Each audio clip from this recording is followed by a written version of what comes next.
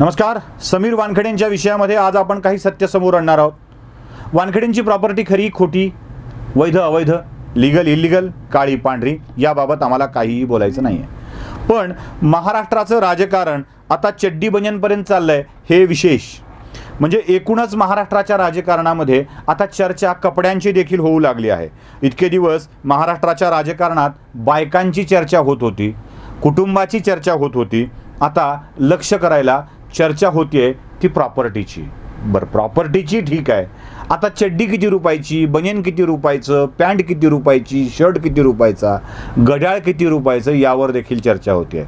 नशीब महाराष्ट्राचं की अजून अन्य साधनांची किंमत काय याचा विचार होत नाही. दादा कोंडकेचं गाणं 4 आण्याचे 3 आणले काय ग तूने केले, हां, त्याची किंमत किती वाढली आणि ते किती रुपयाचे वापरतात याची चर्चा महाराष्ट्राच्या राजकारणात होत नाही. हे आपलं नशीब समजावं. कुठल्या मुद्द्यावर बोलावं याला काही बंधन असावं काही नाही आहे. चला, समीर वानखेडेच्या प्रॉपर्टीवर आपण बोलणार आहोत, कपड्यावर आपण बोलणार आहोत, तर त्याच विषयी आपण बोलूया. समीर वानखेडे हे ज्ञानदेव वानखेडेंचा मुलगा. समीर वानखेडेंची आई मुसलमान, हेही जगाला स्पष्टपणे कळलेलं आहे. आता मुस्लिम आणि हिंदूच्या विवाहातून समीर वानखेडेंचा जन्म झाला आणि पुढे आईला आपला मुलगा मुसलमान धर्मासारखा वागावा असं वाटलं, वडिलांना तो हिंदू धर्मासारखा वागावा असं वाटलं. दोघांनाही खुश करत समीर वानखेडे जगत आले. हाही भाग आपल्या सगळ्यांना चांगला ठाऊक आहे, त्याचाही छान वापर झालेला आहे. समीर वानखेडेची प्रॉपर्टी तुम्ही आता ग्राफिक्समधूनही काही बघणार आहात. मी तुम्हाला जरा स्पष्ट सांगतोय कशी आहे. समीर वानखेडेची वडिलांची म्हणजे ज्ञानदेव वानखेडेंची वंशपरंपरागत जमीन वाशिम जिल्ह्यामध्ये आहे, जिची एकूण ती जमीन 4 एकर आहे, जी वडिलोपार्जित आहे, वंशपरंपरागत आलेली आहे. 4 एकर जमीन वाशिम जिल्ह्यात आहे, मुंबईत 4 एकर नाही. त्यामुळं वाशिममधली 4 एकर जमीन वडिलोपार्जित ही प्रॉपर्टी आहे.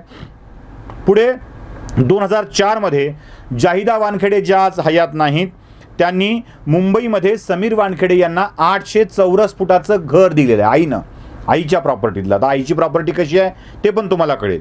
800 चौरस फुटाचं मुंबईमधलं एक घर दिलेलं आहे. त्यांची आई जाहिदा वानखेडे यांच्या नावावर एक फ्लॅट पुन्हा मुंबईमध्ये आहे, जो 1999 साली खरेदी केलेला होता. हा फ्लॅट 700 चौरस फुटाचा आहे, 700 स्क्वेअर फीटाचा, म्हणजे 7000 नव्हे. समीरच्या मावशी एक होत्या समीर वानखेडेंच्या, ज्यांचा कर्करोगाने मृत्यू झाला आणि समीरच्या मावशींना कोणताही वारस नव्हता. पण मावशीच्या नावावर 1000 चौरस फुटाचा भूखंड, 1000 चौरस फूट, 1000 स्क्वेअर फूट असा भूखंड अंधेरी भागामध्ये होता. मावशीला वारसदार नसल्यामुळे ही प्रॉपर्टी समीर वानखेडेंना मिळालेली आहे. समीरच्या मावशी देखील मुस्लिम आहेत. तुम्हाला हे सगळं चित्र स्पष्ट होत जाईल. आईची प्रॉपर्टी 700 स्क्वेअर फीटाचा एक, 800 स्क्वेअर फीटाचा एक फ्लॅट, 2 फ्लॅट आणि 1000 स्क्वेअर फीटाचा एक अंधेरीतील भूखंड, एवढं आई आणि मावशीकडून समीर वानखेडेंना मिळालेलं आहे. आता पुढे नवी मुंबईमध्ये आणखी एक भूखंड आहे, जो समीर वानखेडेंनी भाड्यानं दिलेला आहे, भाड्यानं दिलेला आहे, म्हणजे किरायानं दिलेला आहे. 1995 मध्ये हा घेतला होता, 1995 मध्ये, आणि तो 1100 चौरस फुटाचा आहे. म्हणजे मुंबईत नवी आणि अंधेरीमध्ये मिळून 2100 चौरस फुटाचा भूखंड आणि 2 फ्लॅट अशी त्यांची प्रॉपर्टी आहे. समीर वानखेडे यांनी 2016 मध्ये 1100 चौरस स्क्वेअर फुटाचा एक फ्लॅट खरेदी केलेला आहे. फ्लॅट खरेदी केलेला आहे. आणि हा फ्लॅट त्यांनी लग्नानंतर खरेदी केलेला आहे.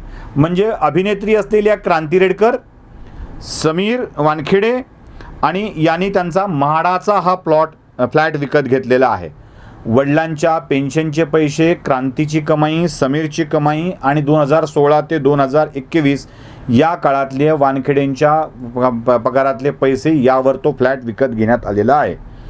आता सगळ्यात मोठा मुद्दा येतो समीर वानखेडेचं घड्याळ. ते कुठलं आहे, ते कोणतं आहे? लाखो रुपये किमतीचं घड्याळ आहे. सीमास्टर कंपनीचं ते घड्याळ आहे. आणि ज्या घड्याळाला 2005 साली त्यांच्या आईनं 55,000 रुपयांना विकत घेतलेलं आहे. 55,000 रुपयाला सीमास्टर कंपनीचं घड्याळ त्यांच्या आईनं विकत घेतलेलं आहे. आणि ते का दिलं आहे तर त्यावेळी समीर वानखेडेंचा केंद्रीय पोलीस दलामध्ये, केंद्रीय तपास यंत्रणांच्यामध्ये हाती एंट्री झालेली होती, पहिली सरकारी नोकरी मिळालेली होती आणि त्यासाठी आईनी तो त्यांना विकत घेऊन दिलेला आहे. लोखंडवालाच्या दुकानातल्या कपड्याच्या दुकानातून समीर वानखेडे कपड्याची खरेदी करतात. हेही सगळ्यांना चांगलं ठाऊक आहे. तिथे तुम्ही त्या कपड्याची रेंज तुम्ही बघून घेऊ शकता. तर आता यात सगळ्यात मोठा मुद्दा आहे की 2 फ्लॅट, 55,000चं घड्याळ देणारी आई काय आहे? आई मूळची जाहिदा वानखेडे, ज्यांचं नाव जाहिदा झालं, त्या जाहिदा वानखेडे या मूळच्या हरियाणातल्या मुरथल नावाच्या गावातील रहिवासी आहेत. त्यांच्या वडिलांचा भंगारचा व्यवसाय होता.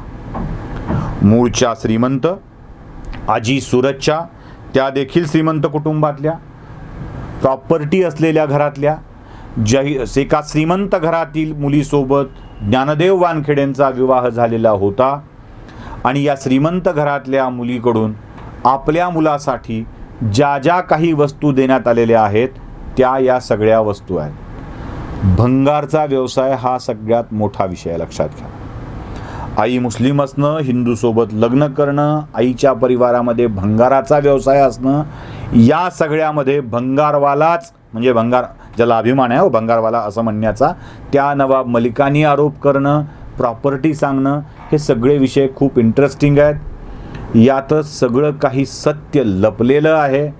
आता मुंबईत 3 फ्लॅट, 700, 800, 1100 आणि मुंबईत 2 जमिनी 1011, वाशिमला 4 एकर जमीन आणि आईनं भेट दिलेलं घड्याळ, लोखंडवालामधून विकत घेतलेले कपडे, ही समीर वानखेडे यांची प्रॉपर्टी आहे.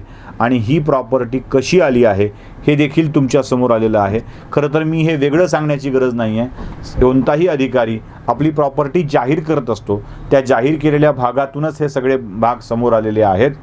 याबाबतची इतकी व्यवस्थित माहिती असताना देखील लाखो रुपयांचे कपडे, 1,00,000-1.5 लाख रुपयाचा शर्ट घालायला ते का मुंबईतल्या सोनेवाल्यावांच्या काय सोनसाखळी गँगपैकी एक काय सोन्याचा शर्ट करून घातला म्हणायला, असं काहीही नसतं. आरोप करताना मलिकांनी बेछूटपणे अगदी चड्डी बनियनवरचे देखील आता आरोप करायला सुरुवात केलेली आहे. हेच फार वाईट आहे. एखाद्या अधिकाऱ्यानं केलेली कृती चुकीची असेल तर तपासावं, त्याला त्या चुकीची शिक्षा मिळावी, पण त्याचं कुटुंब, त्याची बायको या सगळ्यात सफर होईल याची व्यवस्था मात्र राजकारणासाठी मलिकांनी करू नये, एवढीच साधी सरळ अपेक्षा आहे. धन्यवाद.